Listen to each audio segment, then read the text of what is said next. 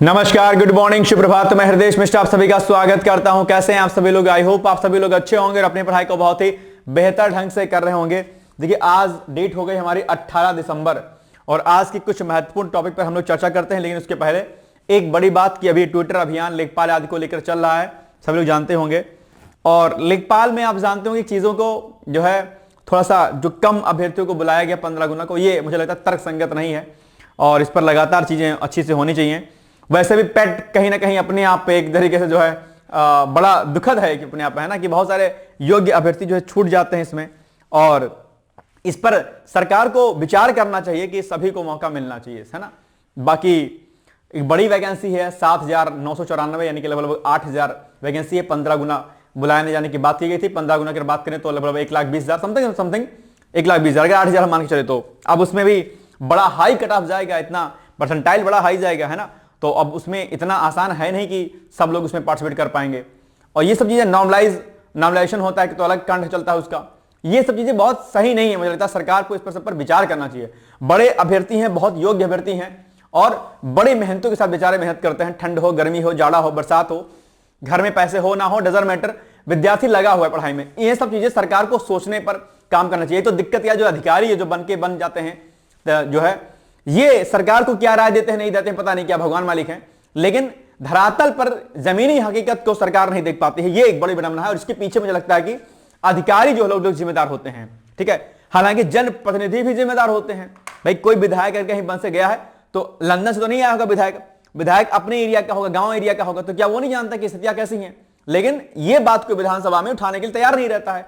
ये इस पर बहुत आवश्यक चीजें हैं कि इस पर विचार किया जाए। बहुत सारे योग्य अभ्यर्थी लगातार तैयारी करते रहते हैं और इन सब चीजों की वजह से टेक्निकलिटीज की वजह से कुछ पेंच इधर फंसा देगा सरकार, कभी कुछ उधर पेंच फंसा देगा बिना मतलब के। पेट एक तो पेट हुआ नहीं हुआ तो इस तरीके से हुआ, वैकेंसी आई तो इतने लोग इतना गुना अभ्यर्थियों को लेंगे। ये सब बहुत बहुत गलत चीज है। मुझे लगता है सरकार को इस पर सोचने का जो है समय लेना चाहिए इस पर। और माननीय योगी आदित्यनाथ जी मुख्यमंत्री हैं, सबके बारे में सोचते हैं। मुझे लगता है कि उनको सही जानकारी या ना अधिकारी देते हैं ना कुछ होता है। हालांकि योगी आदित्यनाथ जी माननीय मुख्यमंत्री जी भी वो भी कोई बहुत बड़े दूर से नहीं आए हैं, वो भी इसी देश का हिस्सा हैं, समाज का हिस्सा हैं, गोरखपुर से रहे हैं इतने लंबे समय तक। तो मुझे लगता है कि शायद वो भी जानते समझते होंगे, लेकिन रियल हकीकत कंपटीशन क्या होता है, एग्जैक्टली कैसे की चीज क्या होती है, वो जानकारी मुख्यमंत्री तक जानी चाहिए। मुझे लगता है ना, सही जानकारी ना जाने की वजह से कई बार चीजें गलत हो जाती हैं। आप लोग अपने अपने स्तर पर प्रयास कीजिए, शांतिपूर्वक प्रयास कीजिए, अच्छे तरीके से प्रयास कीजिए, डेफिनेटली इसका हल निकलेगा। चलिए आइए आगे बढ़ते हैं हम लोग और आज के सेशन को करते हैं स्टार्ट। देखते हैं कि पहला प्रश्न क्या है। लेकिन उसके पहले हमने कल आपसे प्रश्न पूछा था, इसका उत्तर क्या होगा। ये करंट अफेयर्स हमारा जो होता है, किसी भी एग्जाम की आप तैयारी कर रहे होंगे, one day exam, PCS, UPSC, IAS, सबके लिए प्रश्न होता है, क्योंकि इसमें फैक्चुअल, कॉन्सेप्चुअल, मेंस का एक प्रश्न, सारा कुछ मैं आपको डाल के देता हूं इसमें, ताकि आपके लिए फायदेमंद रहे, ठीक है। निम्नलिखित में से कौन सी ग्रीन हाउस गैस नहीं है बॉस? तो ये सबने इसका सही उत्तर दिया था। मुझे लगता है कि इसमें से प्रश्न भी पूछता है, ग्रीन हाउस गैस क्या होता है, इसका इंपैक्ट क्या होता है, ये सब आप एग्जाम में बहुत पूछता है। इस पर आप लोग विशेष तौर पर ध्यान दिया करिए। चलिए आइए देखते हैं आज का पहला प्रश्न क्या है। खाद्य सुरक्षा एवं मानक प्राधिकरण, जिसको हम FSSAI के नाम से जानते हैं, अक्सर जब कोई बोतल वगैरह आप देखते होंगे, मतलब कि दवाई का या कोई अन्य चीज का, तो उस पर ऐसे सिंबल बन के आता होगा, है ना, एक मानक तय करता है अपने आप में। तो FSSAI के द्वारा मिलावट और गलत लेबलिंग के खिलाफ एक विशेष देशव्यापी अभियान चलाया गया है। कई बार प्रोडक्ट में लोग लेबल में लगा देते हैं कि ये है, इसमें ये मिला हुआ है, इसमें ये मिला हुआ है, ये मिला हुआ है, लेकिन होता नहीं है। तो लेबलिंग के खिलाफ और जो है मिलावट जो करते हैं लोग अपने अपने प्रोडक्ट में, और धोखाधड़ी जो कस्टमर के साथ में करते हैं, इसके लिए FSSAI ने एक बड़ा कदम जो है उठाया है। मुझे लगता है कि इसमें जो है बहुत इंपॉर्टेंट चीज है आपके जानना। चलिए, खाद्य सुरक्षा और उपभोक्ताओं के स्वास्थ्य को लेकर के बढ़ती हुई चिंताओं के मद्देनजर भारतीय खाद्य सुरक्षा एवं मानक प्राधिकरण FSSAI ने सभी राज्यों और केंद्र शासित प्रदेशों को दूध और दुग्ध उत्पादों, जिसमें पनीर और खोया भी शामिल है, में मिलावट और गलत लेबलिंग के खिलाफ एक विशेष देशव्यापी अभियान शुरू करने का निर्देश दिया है। FSSAI के सूत्रों के अनुसार यह निर्देश खाद्य सुरक्षा एवं मानक अधिनियम 2006, ध्यान रखिएगा, क्या खाद्य सुरक्षा एवं मानक अधिनियम 2006 की धारा 16(5) के तहत जारी किया गया है, जिसे जो सार्वजनिक स्वास्थ्य के हित में क्या है, त्वरित कार्रवाई का अधिकार देता है अपने आप में। कि भैया अगर आप गलत लेबलिंग करते हैं, ठीक है, और लिखते कुछ हैं मिलाते कुछ हैं, अगर आप कांड करते हैं तो आपके खिलाफ विधिक कार्यवाही की जाएगी।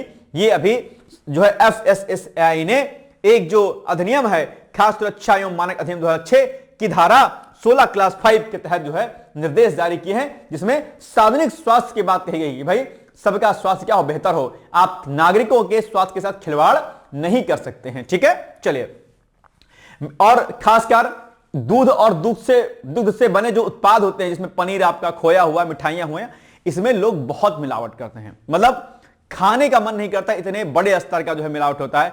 दूध मैं लेता हूं, अब तो वैसे दूध पीते की हैबिट नहीं है, लेकिन अभी मैंने सोचा कि चलो ठंडे पी लेते हैं, लेकिन पीते समय भी बार बार मन में ख्याल आता है, यार पता नहीं क्या मिलाया हो, यार पता नहीं, कहते तो हैं गाय का दूध है, लेकिन अब गाय का दूध है कि गाय का दूध है, क्या मिला दिया इसमें, कुछ नहीं पता है। तो कई बार मन करता है यार ठीक है हटाओ या छोड़ दो, काजू बादाम खाओ ज्यादा अच्छा है, फल फ्रूट्स खाओ, उसमें भी दिक्कतें हैं। आज मिलावट खोर इतने बड़े स्तर का आ गया है, आपको जो कैंसर और जो अन्य जो बीमारियां होती हैं, इनके पीछे प्रमुख खाद्य पदार्थ ही होता है। इसलिए कोशिश करिए कि अपनी कृषि पद्धति को आप लोग मत छोड़िएगा, अपने घर में चीजों को उगाइए, वो खाइए, ज्यादा बेहतर है आपके लिए, है ना। चलिए, लेकिन आजकल लोग गाय पालते नहीं है, गाय के नाम पर तो इतना बर्बाद हो जाता है। अगर गौ रक्षा की बात कर लिया तो एकदम से दिक्कत हो जाती है। तो ये एक बड़ी विडंबना है, गौ से पंचगव्य की प्राप्ति होती है ना, जानते होंगे आप लोग। चलिए, खास सुरक्षा एवं मानक अधिनियम और उससे जुड़े नियमों का स्पष्ट उल्लंघन करने पर जो है कार्यवाही इस पर की जाएगी। ठीक है, अच्छा ये पॉइंट छूट गया है, इसको हटा दीजिए। FSA हटा दीजिएगा पॉइंट। FSSAI के अधिकारियों के अकॉर्डिंग जो है हाल के दिनों में देश के विभिन्न हिस्सों में दुग्ध उत्पादों में मिलावट और गलत ब्रांडिंग के कई मामले सामने आए थे, और इसीलिए जो है ऐसे उत्पाद अक्सर अवैध और बिना लाइसेंस वाली इकाइयों द्वारा तैयार किए जाते हैं, जो उपभोक्ताओं को स्वास्थ्य के लिए गंभीर खतरा पैदा करते हैं। FSSAI ने स्पष्ट कर दिया है कि मिलावटी या एनालॉग उत्पादों को असली दुग्ध उत्पाद के रूप में प्रस्तुत करना खास सुरक्षा एवं मानक अधिनियम और उससे जुड़े नियमों का क्या है, स्पष्ट उल्लंघन है, और इस पर कार्रवाई की जाएगी। ठीक है, चलिए अब आप बताइए प्रश्न क्या हो जाएगा इसका उत्तर। लेकिन उसके पहले एक पॉइंट आप लोग और ध्यान दीजिएगा इसमें, कि क्षेत्रीय कार्यालयों को गहन निरीक्षण करने का आदेश दिया गया कि भैया जो भी उत्पादन होता है, भंडारण होता है, उस पर आप लगातार काम कीजिए, देखिए किसके पास लाइसेंस नहीं है, लाइसेंस जिनके पास है उनको भी चेक कीजिए, और जिनके पास लाइसेंस नहीं है उनको भी चेक कीजिए कि लेबलिंग में और जो आप जो है मिलावट जो करते हैं, क्या वो कितना, क्या, कैसे, किस लेवल का है, इस पर ध्यान जो है अभी फिलहाल दिया गया। तो ये सारी बातें इसमें वही लिखी गई हैं। ठीक है,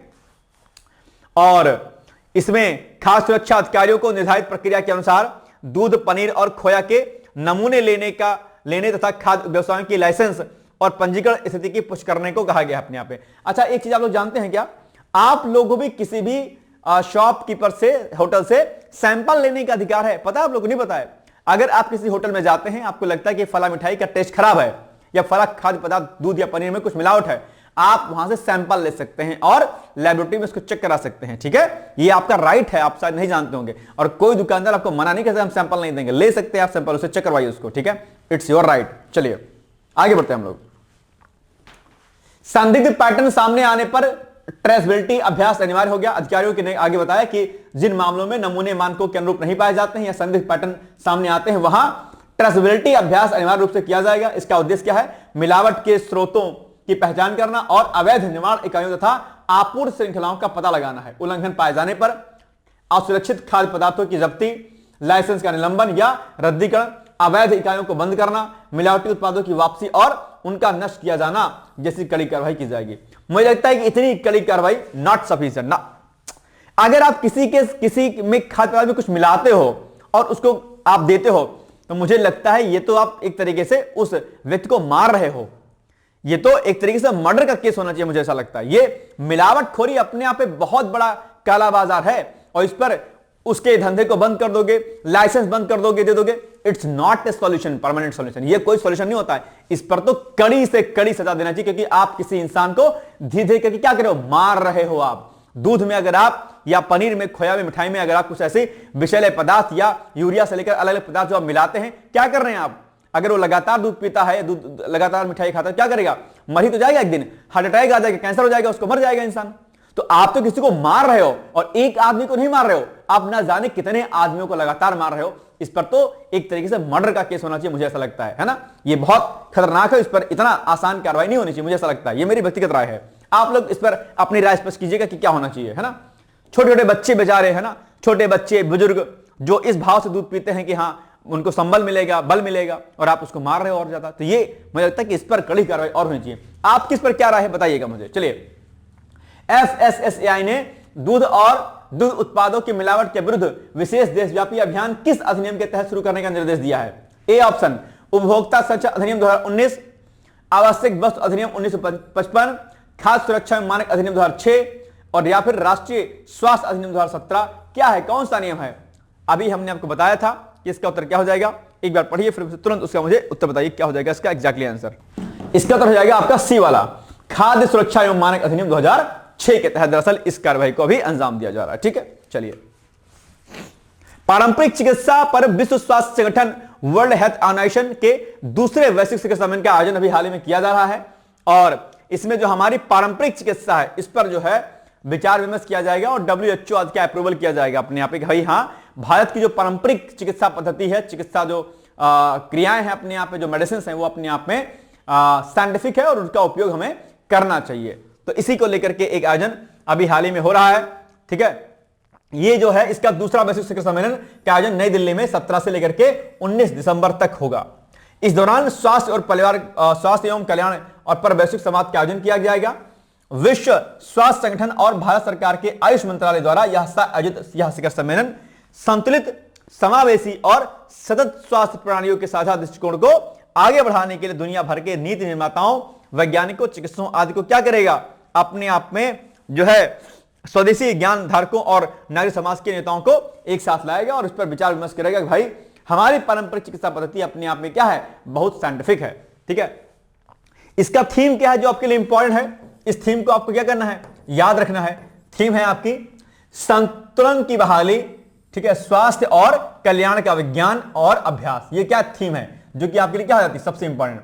ग्लोबल लेवल पर स्वास्थ्य प्राणियों में असमानता यानी कि इनइक्वालिटी, पर्यावरणीय तनाव और बढ़ती दीर्घकालिक बीमारियों के समय में यह शिखर सम्मेलन पारंपरिक चिकित्सा की प्रासंगिकता, कि भाई पारंपरिक जो हमारी चिकित्सा है, जो हमारा ओल्ड पैटर्न हमारा रहा है, हमारे आयुर्वेद आता है, इसमें आयुर्वेद आ जाएगा, आपका होम्योपैथ आ जाएगा, आपका यूनानी पद्धति आ जाएगी। ठीक है, इसकी प्रासंगिकता को पुनः स्थापित करने के, भैया वर्तमान में ये रिलेवेंट है कि नहीं है, तो इसको जो है विज्ञान, साक्ष्य और उत्तरदायित्वपूर्ण अभ्यास के आधार पर इसकी भूमिका को सुदृढ़ करेगा कि हाँ भाई हमारी जो चिकित्सा पद्धति रही है वो एक पूरी तरीके से क्या रही है, वैज्ञानिक रही है, और जिस तरीके से बोलबाला जो है एलोपैथ का हो गया, इसको कम करते हुए हमें योग, आयुर्वेद और अपनी भारतीय चिकित्सा को आगे बढ़ाने का प्रयास करना चाहिए। ठीक है, तो ये सम्मेलन इस बात पर केंद्रित होगा कि पारंपरिक चिकित्सा, ठीक है, कि पारंपरिक चिकित्सा प्रणालियां जन केंद्रित स्वास्थ्य सेवा और वैश्विक कल्याण में किस प्रकार सार्थक योगदान दे सकती हैं। यह एक बड़ा इंपॉर्टेंट पॉइंट है। ठीक है,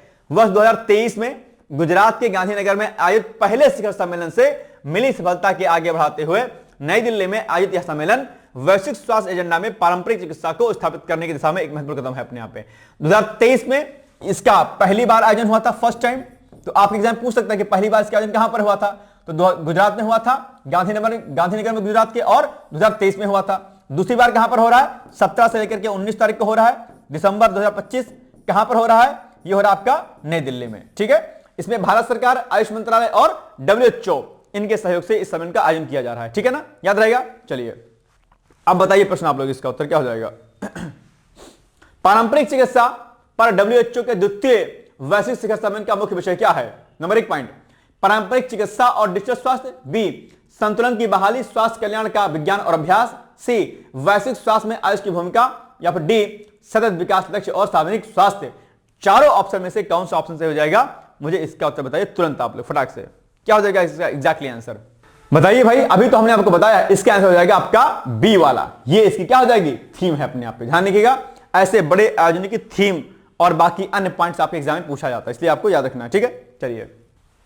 जोस एंटोनियो कास्ट चिली के नए राष्ट्रपति अभी हाल ही बनाए गए हैं अपने आप में, और मार्च 2026 में दरअसल ये अपना पदभार ग्रहण करेंगे, और 58 समथिंग जो है 58.18% जो है वोट इनको मिले थे। ठीक है, जोस एंटोनियो कास्ट चिली के नए राष्ट्रपति बन गए हैं, तो इनका नाम आपको ध्यान रखना है। और चूंकि चिली चर्चाओं में है तो चिली के बारे में भी अलग से आपको जानकारी हो जानी चाहिए। ठीक है, और ये आपके लिए क्या है, इंपॉर्टेंट पॉइंट है, इसलिए आपको ध्यान रखना है।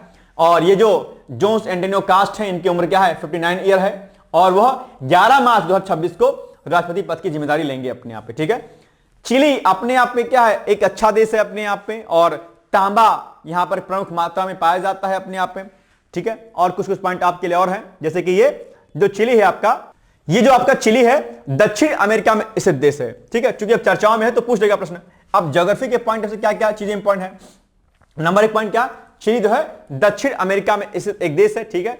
और यह विश्व का सबसे लंबा उत्तर दक्षिण फैला हुआ देश है, लंबाई में फैला हुआ देश है ये, ठीक है। जैसे ये देखो एग्जांपल के लिए, ये क्या है, लंबाई में है ना बॉस, ठीक है, लंबाई में फैला हुआ देश है अपने आप में। और अगर आप इसके बारे में थोड़ा सा और देखेंगे तो इसके पश्चिम में क्या है, पैसिफिक ओशियन है, प्रशांत महासागर है। देखिए पूरा एरिया देखो महासागर से लगा हुआ है कि नहीं लगा हुआ है, देखिए। और इसके उत्तर में पेरू आपको दिखाई दे रहा होगा, और उत्तर और पूर्व में आपको बोलिविया दिखाई दे रहा होगा, नहीं दिखाई दे रहा है। तो ये सारी चीजें आपको यहां पर पता होना चाहिए। उत्तर में आपके क्या है, पेरू दिखा दिया, उत्तर पूर्व में बोलिविया मैंने बता दिया, दक्षिण में इसके ड्रैग जलडमरू मध्य है आपके, क्या दक्षिण में यहीं पर आपको ड्रैग जलडमरू मध्य दिखाई देगा अपने आप पे। तो ये इसके बारे में आपको जानकारी हो जानी चाहिए, ठीक है।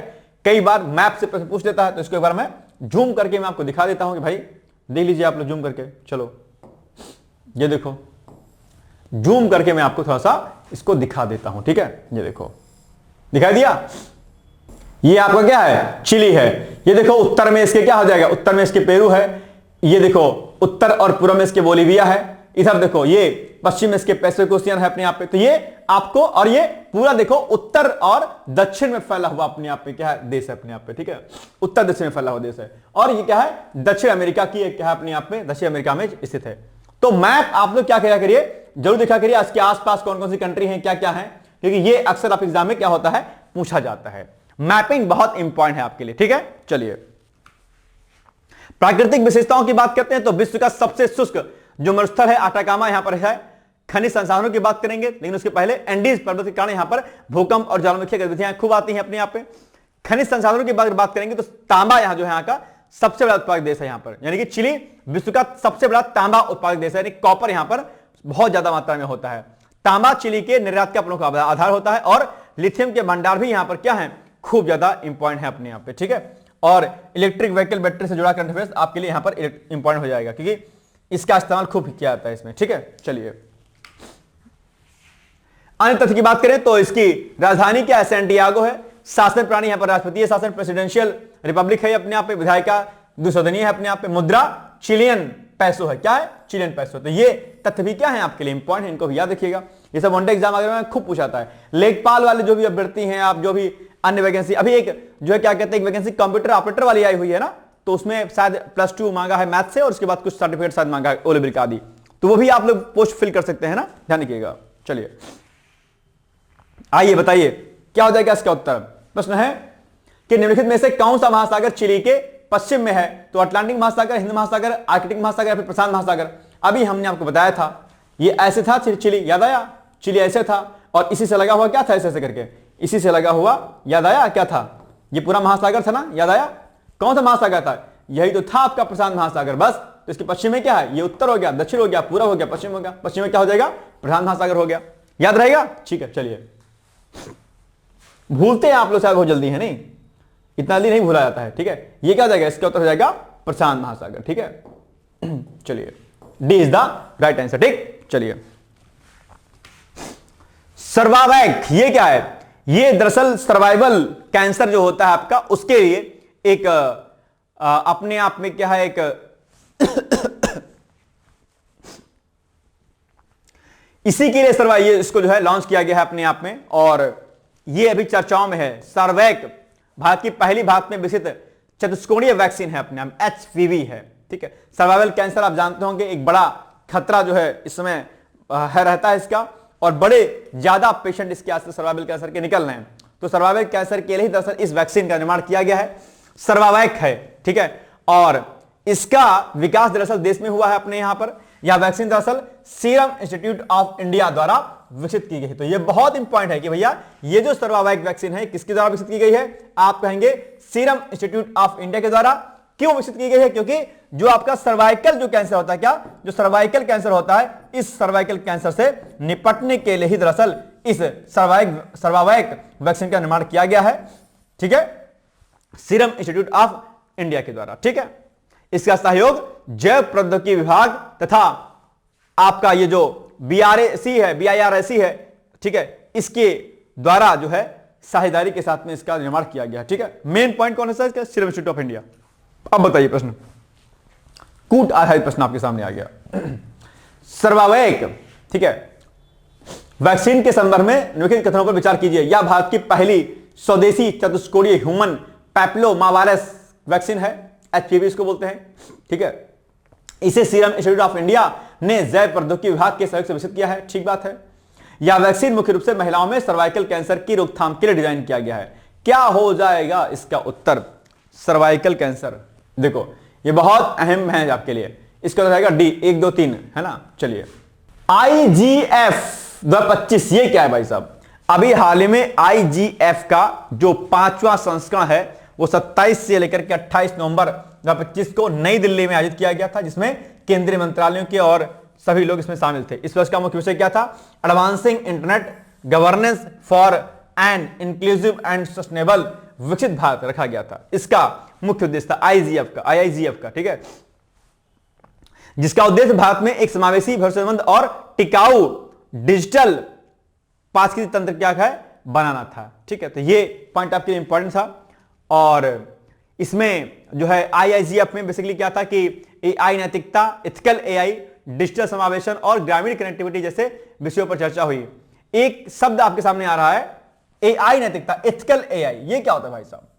AI का इस्तेमाल आजकल क्या हो रहा है भाई साहब? अलग अलग तरीकों में इसके सकारात्मक प्रयोग भी हो रहे हैं, तो वहीं पर इसके क्या हो रहे हैं? नकारात्मक भी इसके परिणाम देखने को मिल रहे हैं। इसमें हम ऐसा कोई काम ना करें कि AI से हम किसी देश पर हमला कर दें, AI का इस्तेमाल करके किसी के प्राइवेसी को हम भंग करें। एथिकल वैल्यूज जो होती हैं, यानी कि AI नैतिकता वाला होना चाहिए। और AI ही नहीं, मैं अक्सर कहता हूं कि विज्ञान की जितनी खोजें होनी चाहिए उसमें नैतिकता का समावेशन होना बहुत आवश्यक है। इसलिए कहा जाता है कि धर्म रहित विज्ञान अनहित है, जिसमें मानव का कल्याण नहीं। एक स्टेटमेंट है क्या? धर्म रहित विज्ञान अनहित है, जिसमें मानव का कल्याण नहीं। हर वो प्रगति, हर वो क्या कहते हैं खोज, जिसमें मानवता को ध्यान में नहीं रखा जाता है, मानवता के खिलाफ अगर कोई प्रौद्योगिकी काम करती है, तो वह प्रौद्योगिकी दरअसल किसी भी एंगल से हमारे लिए उपयोगी साबित नहीं हो सकती है। उससे हमारा काम चाहे जितना ही आसान क्यों ना हो जाता हो, ठीक है।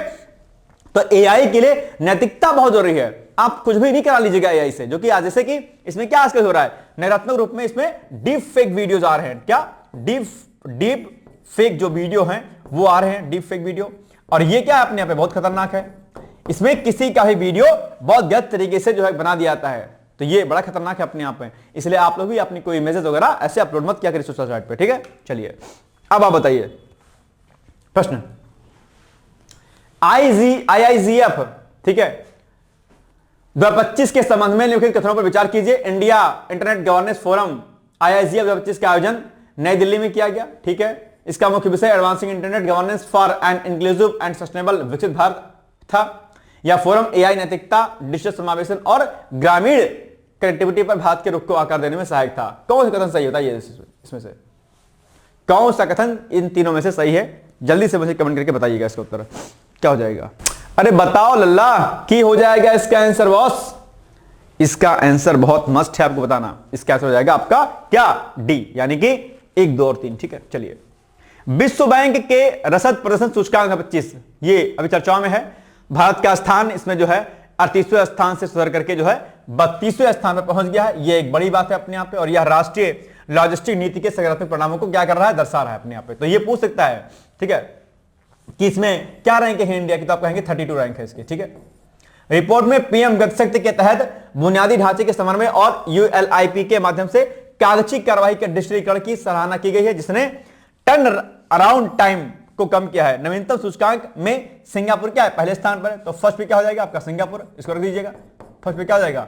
सिंगापुर, ठीक है। यह सूचकांक सीमा शुल्क दक्षता, बुनियादी ढांचे की गुणवत्ता और शिपमेंट की समयबद्धता को जैसे मानदंडों पर क्या होता है, बेस्ड होता है। ठीक है, तो आप बताइए प्रश्न इसका मतलब क्या हो जाएगा इसका उत्तर। हाल ही में जारी विश्व बैंक के रसद प्रदर्शन सूचकांक 25 के संदर्भ में निम्नलिखित कथनों पर विचार कीजिए। नंबर 1, भारत ने अपनी रैंकिंग में सुधार करते हुए 32वां स्थान प्राप्त किया है। ठीक है, भारत के या जो कि 18 में क्या था, 44वां स्थान पर था। भारत के प्रदर्शन में सुधार का मुख्य श्रेय पीएम गतिशक्ति और यूनिफाइड लॉजिस्टिक इंटरफेस प्लेटफॉर्म के डिजिटल एकीकरण को दिया गया है। ठीक है, सूचकांक में जर्मनी को वैश्विक स्तर पर प्रथम स्थान प्राप्त हुआ है। ऐसा है क्या? नहीं भाई साहब, इसमें क्या हो जाएगा, सिंगापुर हो जाएगा। सिंगापुर को प्रथम स्थान मिला है, नॉट जर्मनी। ठीक है, तो बस आप क्या करिएगा, इसमें से मुझे तो लग रहा है कि ये वाला क्या है, गलत है, और 1 और 2 सही, तो मुझे लगता है बी वाला शायद होना चाहिए सही।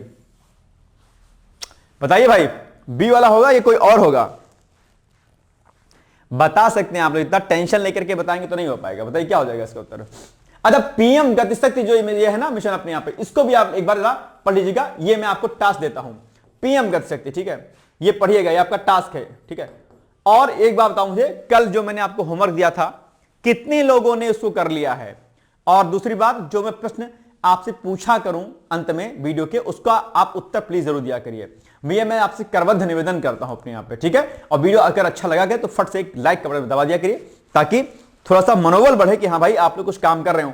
अभी देखो एग्जाम आ रहे हैं, लेखपाल का एग्जाम, कंप्यूटर ऑपरेटर का एग्जाम, और आगे कई सारे एग्जाम लगे हुए हैं, इसलिए जितना ज्यादा हो सकता है आप इसको देखिए अच्छे तरीके से। ठीक है, चलिए इसका तो रहेगा बी वाला। देखो मैंने कहा था ना बी वाला होगा, यानी कि 1 और 2 सही है आपका, तीसरा क्या है, गलत है अपने यहां पे। ठीक है, चलिए नेक्स्ट है अग्नि 5 टेस्टिंग अभी हो चुकी है। इसको शायद मैंने पहले करा दिया था, लेकिन अभी दिमाग मेरे आ गया तो मैंने इसको चलो करा देता हूं एक बार दोबारा से।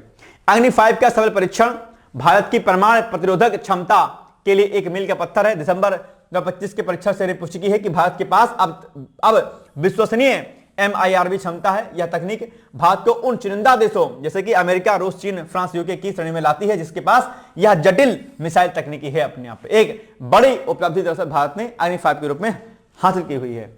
MIRV तकनीकी की विशेषता यही है कि यह एक मिसाइल के बस से कई वार हेड को अलग अलग गति और कोण पर छोड़ सकती है। यह शत्रु की मिसाइल रक्षा प्रणालियों, ठीक है, को भ्रमित करने और उन्हें भेजने में सक्षम है। यही कारण है कि सीधे तौर पर स्पष्ट करता है कि क्यों अग्नि 5 का परीक्षण कूटनीतिक और सामरिक दृष्टिकोण से क्या है, भारत के लिए अपने आप पे गेम चेंजर है। ऐसी न्यूज आपके एग्जाम में आती रहती हैं और आपके एग्जाम पूछी जाती है, इसलिए अग्नि 5 के बारे में डिटेल्स में पढ़ लीजिएगा।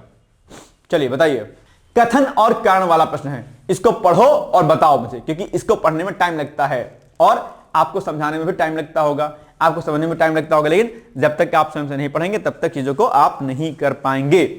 बताइए कि इसका उत्तर क्या हो जाएगा।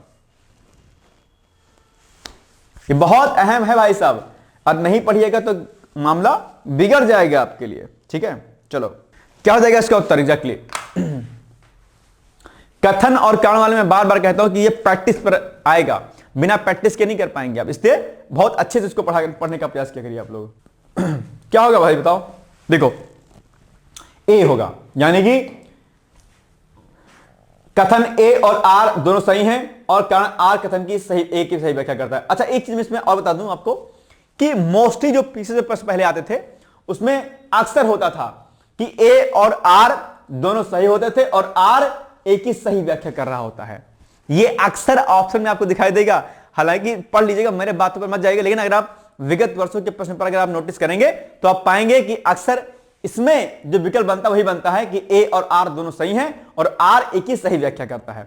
मोस्टली क्वेश्चन में आपको यही मिलेगा। आप एक बार जब पीवाईक्यू को पढ़ने का प्रयास कीजिएगा, ठीक है। अब मेरा वीडियो अगर एग्जामिनर देख रहा हो तो पलट देगा, नहीं अच्छा हृदय सर ने कहा था, अब नहीं बनाऊंगा, मैं कुछ और बनाऊंगा मोस्टली, लेकिन यही विकल्प होता है कि ए और आर दोनों सही हैं और आर ए की सही व्याख्या करता है। ये आएगा आप एग्जाम में। चलिए, ग्रीन एनर्जी हब सोनभद्र और मिर्जापुर में, क्या सोनभद्र और मिर्जापुर में जल स्रोतों, रिहंद बांध और सौर ऊर्जा की प्रचुरता के कारण इन्हें ग्रीन हाइड्रोजन क्लस्टर के रूप के लिए चुना गया है अपने यहाँ पे। ठीक है, ग्रीन हाइड्रोजन के उत्पादन के लिए शून्य कार्बन बिजली का उपयोग कर जल को ऑक्सीजन और हाइड्रोजन में विभाजित किया जाता है अपने यहाँ पे। ठीक है, राज्य सरकार निवेशकों को आकर्षित करने के लिए 100% स्टाम्प शुल्क छूट और 10% से 30% तक की पूंजीगत सब्सिडी दे रही है, जिससे जीवाश्म ईंधन पर निर्भरता कम होगी और पेरिस समझौते के लक्ष्यों को प्राप्त करने में मदद मिलेगी। तो पेरिस समझौता कब हुआ था? 2015 में हुआ था। ठीक है, ये कब हुआ था? पेरिस समझौता हुआ था 2015 में। ठीक है, और उसमें क्या निर्णय लिया गया था? 1.5 डिग्री सेंटीग्रेड तक टेम्परेचर को कम करना। याद है? ये सब लक्ष्य जो होते हैं ना, आपको याद करने होते हैं। पेरिस समझौते के अंतर्गत ही क्या किया गया था? आपका इंटरनेशनल सोलर अलायंस बनाया गया था। याद है आपको? ये सब बहुत अहम चीजें हैं, इसको आप लोग पढ़ा करिए। आप जब पेरिस समिट पढ़िएगा तो COP 30 भी हाल ही में हुई थी, COP 30 के इंपॉर्टेंट पॉइंट भी पढ़ लीजिएगा, यह भी बड़ा आवश्यक है आपके लिए। ये सब चीजें अगर आप पढ़ेंगे तो आपको याद रहेगी लंबे समय तक, तो भूल जाइएगा। और ये एक बड़ा ग्रीन एनर्जी हब जो है इसको बनाया जा रहा है। आप जानते हो ग्रीन हाइड्रोजन मिशन भी चल रहा है, तो इसी के तहत जो है इसमें चीजें गतिविधियां चलाई जा रही हैं अपने यहाँ पे। और वैसे भी अभी हाल ही में उत्तर प्रदेश सरकार ने क्या किया है? एक लक्ष्य निर्धारित किया है किसी चीज को लेकर के। क्या लक्ष्य निर्धारित किया है? एक पर्यावरणीय लक्ष्य निर्धारित किया है ना। क्या लक्ष्य निर्धारित किया है? ऊर्जा के मामले में जो है आत्मनिर्भर होना। अभी हाल ही में मुख्यमंत्री योगी आदित्यनाथ जी ने यह स्पष्ट किया था। ठीक है, चलिए बताइए प्रश्न। उत्तर प्रदेश सरकार द्वारा दिसंबर 2025 में प्रस्तावित ग्रीन हाइड्रोजन हब के विकास के संदर्भ में निम्नलिखित कथनों पर विचार कीजिए। नंबर 1, सोनभद्र और मिर्जापुर जिलों को राज्य के प्रथम ग्रीन हाइड्रोजन क्लस्टर के रूप में चिन्हित किया गया है। बहुत इंपॉर्टेंट पॉइंट है, ये ध्यान रखिएगा, इसको एकदम आपको भूलना नहीं है। ठीक है, इस परियोजना का उद्देश्य सौर ऊर्जा का उपयोग करके जल के इलेक्ट्रोलिसिस द्वारा हाइड्रोजन का उत्पादन करना है। अपने आप में आप जानते होंगे कि इलेक्ट्रोलिसिस प्रोसेस के द्वारा हाइड्रोजन बनाया जाता है, जिसमें प्रदूषण नहीं होता, इसलिए इसको ग्रीन हाइड्रोजन की संज्ञा दी जाती है। मैंने इलेक्ट्रोलिसिस की प्रोसेस बताई थी ना आपको, और व्हाट इज इलेक्ट्रोलिसिस प्रोसेस, इसको आप एक बार गूगल करिए और आपको आ जाएगा कि किस प्रकार से हम जो है जल को, यानी कि जो आपका ये जो मॉलिक्यूल होता है ना H2O, इसको हम किस प्रकार से जो है हम इसमें ये आपका O और H2 हम अलग करते हैं, इसमें ग्रीन हाइड्रोजन बनती है। इसमें जब इलेक्ट्रोलिसिस की प्रोसेस की जाती है तो ये दोनों अलग हो जाते हैं और उसमें कार्बन एक्सक्रीशन नहीं होता है अपने यहाँ पे, तो इसीलिए इसको हम ग्रीन हाइड्रोजन कहते हैं अपने यहाँ पे। ठीक है, और इसके इस्तेमाल हम कहाँ कर रहे हैं आप जानते होंगे अपने यहाँ पे। ठीक है, चलिए तो अब आप बताइए। ठीक है, तीसरा कथन इसमें क्या है? उत्तर प्रदेश ग्रीन हाइड्रोजन नीति के तहत निजी निवेशकों को पूंजीगत सब्सिडी और 100% स्टाम्प शुल्क जो है छूट प्रदान करेगी। बताइए क्या हो जाएगा इसका कथन? इसका उत्तर एग्जैक्टली क्या हो जाएगा? जल्दी से मुझे बताने का प्रयास कीजिए आप लोग, भैया जी लोग, कि क्या होगा इसका उत्तर? सही बताइए क्या होगा इसका आंसर। नहीं बताइएगा तो गलती हो जाएगी, मामला गलत हो जाएगा। इसका उत्तर क्या हो जाएगा आपका? मुझे ऐसा लगता है, देखो डी, इसमें तीनों संख्या आपके सही हैं, D is the right answer. ठीक, चलिए अब आपके लिए छोटा सा प्रश्न है कि चिली की राजधानी क्या है भाई, बताइए। बहुत आसान सा प्रश्न है और मैं आपसे अपेक्षा करता हूं कि आप इसका आंसर मुझे जरूर देंगे, एनी हाउ देंगे, और नहीं दीजिएगा तो फिर आपके लिए क्या है, दिक्कत वाली बात है। अपेक्षा मैं आपसे करता हूं कि एनी हाउ आप मुझे इसका आंसर जरूर देंगे, किसी भी हालत में देंगे, और नहीं दीजिएगा तो फिर गलती है आपके लिए, फिर क्या कीजिएगा। चलिए दूसरा एक प्रश्न आपके लिए अभ्यास के लिए है कि जैव विविधता के संरक्षण के उपाय पर चर्चा कीजिए। बहुत अच्छा प्रश्न है और इसको आप जो है 125 वर्ड्स में आप लिख सकते हैं, ज्यादा मत लिखिएगा, 125 वर्ड्स में लिख करके प्रयास कीजिएगा। पीसीएस की परीक्षा देने वाले अभ्यर्थी ध्यान दीजिएगा कि आप मेंस पर काम खूब कीजिए, अन्यथा दिक्कत हो जाएगी आपके लिए। और अभी हाईकोर्ट आज का बैच चल रहा है, बाकी कई सारे बैचेस लेखपाल आज के लेकर चल रहे हैं, तो आप चाहे तो आप हमसे क्वेरी कर सकते हैं। इसके लिए हमें आप कॉल मैसेज कर सकते हैं, हमारे कॉन्टैक्ट नंबर 860 ठीक है 44092001 पर, इस पर आप कॉन्टैक्ट करके हमसे बातचीत कर सकते हैं। और चाहे वो इलाहाबाद हाईकोर्ट, ठीक है, इलाहाबाद हाईकोर्ट के आरओ की बात कर लेता हूं मैं आपसे, ठीक है, चाहे बात में कर लेता हूं आपसे पीसीएस 2026 की, ठीक है, चाहे बात में कर लेता हूं आरओ 26 की, ठीक है, चाहे बात में कर लेता हूं आपसे लेखपाल की जो नई वैकेंसी आई हुई है लेखपाल की, ठीक है, चाहे टेस्ट सीरीज की पीसीएस की टेस्ट सीरीज पीसीएस टेस्ट हो जाए, ठीक है, पीसीएस टेस्ट में आपका चाहे प्री हो चाहे मेंस हो आपका, ये सब जो है आप ज्वाइन कर सकते हैं। इसके लिए सेम इसी नंबर पे आप कॉल मैसेज कर सकते हैं 8604409201, ठीक है। चलिए अब कल हमने आपसे प्रश्न पूछा था कि हाल ही में दिसंबर 2025 में केंद्र सरकार द्वारा मनरेगा कार्यक्रम में सुधारों की बात कही गई है, इस नीति से किस प्रकार के परिवर्तन आ सकते हैं, विश्लेषण कीजिए। तो डेफिनेटली इससे बड़े स्तर का फायदा हो सकता है, यानी कि महात्मा गांधी राष्ट्रीय ग्रामीण रोजगार गारंटी कार्यक्रम मनरेगा ग्रामीण भारत में, ठीक है, आजीविका सुरक्षा, रोजगार सृजन और सामाजिक समावेशन का एक प्रमुख स्तंभ रहा है। दिसंबर 25 में केंद्र सरकार द्वारा मनरेगा में सुधारों की चर्चा यह संकेत देती है कि सरकार इसे बदलती आर्थिक परिस्थितियों, तकनीकी प्रगति और विकासात्मक आवश्यकताओं के अनुरूप अधिक प्रभावी बनाना चाहती है कि भैया इसमें क्या हो और प्रभावी ढंग से हम काम कर पाए। इसमें 125 दिनों के काम करने की घोषणा की गई है। याद आया आपको मैंने क्या कहा था, इसमें ग्रामीण विकास पर खूब फोकस किया जाएगा।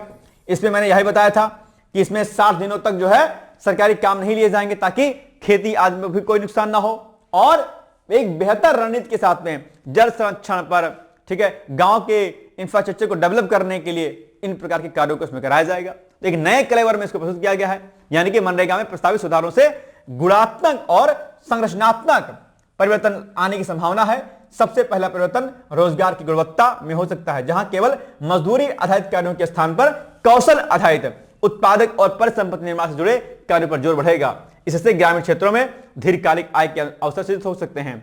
दूसरा, डिजिटल निगरानी, डीबीटी और जियो टैगिंग जैसे उपायों को भी सुदृढ़ किए जाने से पारदर्शिता बढ़ेगी और लीकेज में कमी आएगी। इससे सार्वजनिक व्यय की दस्ता में क्या हो जाएगा, सुधार होगा। अतः तीसरा, मनरेगा को कृषि, ठीक है, जल संरक्षण, जलवायु अनुकूलन और ग्रामीण बुनियादी ढांचे से जोड़ने पर ग्रामीण अर्थव्यवस्था अधिक जो है क्या हो जाएगी, अधिक जो है अपने आप में रिलेवेंट बन सकती है। साथ ही राज्यों को अधिक लचीलापन मिलने से क्षेत्रीय आवश्यकताओं के अनुसार कार्यों का चयन संभव हो पाएगा। ठीक है, हालांकि यदि सुधारों के साथ बजटीय समर्थन और समय पर भुगतान सुनिश्चित नहीं किया गया तो अपेक्षित लाभ सीमित रह सकते हैं। इसलिए मनरेगा में जो भी पैसा हो वो डीबीटी के माध्यम से लगातार उनको मिलता रहे, तभी जाकर के इसकी मजबूती हो पाएगी।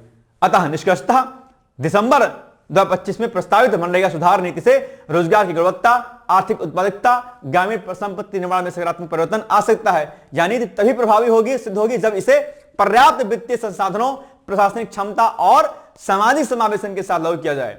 सही दिशा में किए गए सुधार मनरेगा को केवल रोजगार गारंटी योजना नहीं बल्कि ग्रामीण विकास और सतत आर्थिक वृद्धि का साधन बना सकते हैं अपने आप। यानी कि मनरेगा जो इसमें अभी परिवर्तन किया गया है, जिसका नाम अभी बदल दिया गया है, अगर इसको सही रूप से करना है तो उसके लिए ये बड़े स्तर पर काम करना होगा इसमें, और इससे जो है रोजगार के साथ में ग्रामीण विकास और सतत आर्थिक विकास का जो पहिया है वो और तेजी के साथ आगे बढ़ेगा अपने आप पे। तो ये पॉइंट आप लिखिएगा। निश्चित तौर पर मुख्य परीक्षा में यहां से प्रश्न आने की संभावना क्या है, लगभग है, ये बात ध्यान रखिएगा अपने आप पे आप लोग। ठीक है, तो ये हो गया आज का वीडियो। बाकी अगर कुछ पॉइंट्स आपके रहते हैं तो मुझे बताइएगा कि क्या कुछ और ऐड ऑन कर सकते हैं आपके लिए। बाकी पीसीएस का नया बैच हमारा चल ही रहा है 26 के नाम से, आप इसमें एडमिशन ले सकते हैं। प्री प्लस मेंस की पॉइंट ऑफ से इसमें लेक्चर कराए जाएंगे, जहां पर आपको जो है पीसीएस की मेंस की आंसर राइटिंग प्रैक्टिस, आपका इसमें आपका जो है क्या कहते हैं प्री की टेस्ट सीरीज, आपकी मेंस की टेस्ट सीरीज, और आप गाइडेंस, आपका इंटरव्यू गाइडेंस, हर एक चीज कराई जाएगी। इसमें नोट्स मिलेंगे आपको, इतना कुछ कराया जाएगा कि कोई भी चीज आपको बाहर से करने की आवश्यकता आपको नहीं रहेगी। तो ये एक बड़ा अच्छा कोर्स है, आप चाहें तो इसमें एडमिशन ले सकते हैं। इसके लिए आप हमें पीसीएस लिख करके आप हमें 8604409201 पर संपर्क कर सकते हैं। ठीक है, बाकी अगर आपको कोई अन्य दिक्कत होगी तो भी सीधे आप इसी नंबर पर मुझसे बात कर सकते हैं। ठीक है, तो ये हो गया आज का वीडियो। मिलेंगे हम लोग कल, तब तक आप लोग पढ़ते रहिए, मस्त रहिए, व्यस्त रहिए। लेखपाल वाले अभ्यर्थियों से विनम्र निवेदन यही है कि धैर्य बनाए रखें और अपनी तैयारी को करते हैं लगातार। ठीक है, तो ऑल द बेस्ट है। Thank you so much, bye bye, take care, thank you. क्या आप लोक सेवा आयोग उत्तर प्रदेश की ROA परीक्षा में सफल होकर सचिवालय में समीक्षा अधिकारी जैसे प्रतिष्ठित पद पर चयनित होना चाहते हैं? क्या आपके पास व्यस्त दिनचर्या या व्यक्तिगत परिस्थितियों के कारण नियमित पढ़ने के लिए समय की कमी है, इसलिए एक दिन में आप 8 से 10 घंटे नहीं पढ़ सकते हैं? क्या आपका संकल्प है कि सचिवालय में समीक्षा अधिकारी बनना ही बनना है और आप उसके लिए सही मार्गदर्शन की तलाश कर रहे हैं? यदि आपके इन तीनों प्रश्नों के उत्तर हाँ हैं, तो आपकी खोज अब समाप्त होती है और आपके सपने को साकार करने के लिए आगामी समीक्षा अधिकारी परीक्षा की सुव्यवस्थित तैयारी हेतु डी-कोड एग्जाम लाया है अभ्युदय बैच। अभ्युदय बैच में आपको आगामी ROA परीक्षा के प्रारंभिक और मुख्य परीक्षा के पूरे पाठ्यक्रम को अभी से एक साथ बहुत ही बेसिक लेवल से video lecture, PDF notes, test series और उत्तर लेखन कार्यक्रम के माध्यम से पूरे विस्तार से पूर्ण कराया जाएगा। हमारे अभ्युदय बैच की सबसे बड़ी विशेषता है कि इसमें साप्ताहिक टारगेट्स के अनुसार कम से कम 5 घंटे भी पढ़कर कोई अभ्यर्थी पूरा पाठ्यक्रम अच्छे से तैयार करके परीक्षा में सफलता अर्जित कर सकता है। अभ्युदय बैच में अनुभवी और समर्पित शिक्षकों द्वारा आधारभूत मानक पुस्तकों एवं स्रोतों पर आधारित पाठ्य सामग्री उपलब्ध कराई जा रही है, जिससे पाठ्यक्रम को सभी आयामों से कवर किया जा सके। इस बैच में पाठ्यक्रम को इस विस्तार से पढ़ाया जा रहा है कि इसमें प्रवेश लेकर आप न केवल ROA परीक्षा बल्कि अन्य कई समकक्ष परीक्षाओं को भी एक साथ ही टारगेट कर सकते हैं। यानी इस परीक्षा के पाठ्यक्रम में सम्मिलित सामान्य अध्ययन, सामान्य ज्ञान, सामान्य हिंदी व्याकरण, रीजनिंग, मैथ, हिंदी आलेखन, निबंध आदि के विस्तृत अध्ययन से आप पूर्ण आत्मविश्वास से किसी भी परीक्षा में सफलता प्राप्त कर सकते हैं। उत्तर प्रदेश की पीसीएस प्रारंभिक परीक्षा में भी इस बैच को पढ़कर सफलता प्राप्त की जा सकती है। इस बैच में निर्धारित लक्ष्य के अनुसार एक सप्ताह में मात्र 18 से 20 वीडियो लेक्चर देखने होते हैं, जो आप प्रतिदिन 4 से 5 घंटे का समय निकालकर आसानी से पढ़कर तैयार कर सकते हैं। ये बैच ऑनलाइन जरूर है, परंतु इस बैच में छात्रों और शिक्षकों के बीच सीधे संवाद के लिए प्रक्रिया निर्धारित है, जिससे अभ्यर्थी अपनी शंकाओं का व्यक्तिगत समाधान प्राप्त कर सकते हैं। आपके संकल्प को सिद्धि तक पहुंचाना ही अभ्युदय बैच की आधारभूत संकल्पना है। हमारा ये आत्मविश्वास संस्थान के 5 वर्षों की कठिन साधना की परिणति है। डीकोड एग्जाम संस्थान अपने 5 वर्षों के सफर में ROARO परीक्षा में 45 से अधिक चयन सुनिश्चित करवाकर एक विश्वसनीय संस्थान के रूप में विख्यात है। इसलिए बिना किसी संशय के पूर्ण विश्वास के साथ आप भी हमसे जुड़कर अपनी सफलता का नया अध्याय लिख सकते हैं। इस बैच से जुड़ने के लिए हमारे संस्थान के नंबर 8604409201 अथवा 9506742546 पर व्हाट्सएप या कॉल करके बैच की पूरी जानकारी प्राप्त की जा सकती है। अभी 500 शुरुआती छात्रों को विशेष छूट भी प्रदान की जा रही है, इसलिए इस अवसर का लाभ उठाने के लिए अतिशीघ्र प्रवेश लेकर अभ्युदय बैच से जुड़े। प्रवेश के लिए अभी संपर्क करें और शुल्क में छूट प्राप्त करें।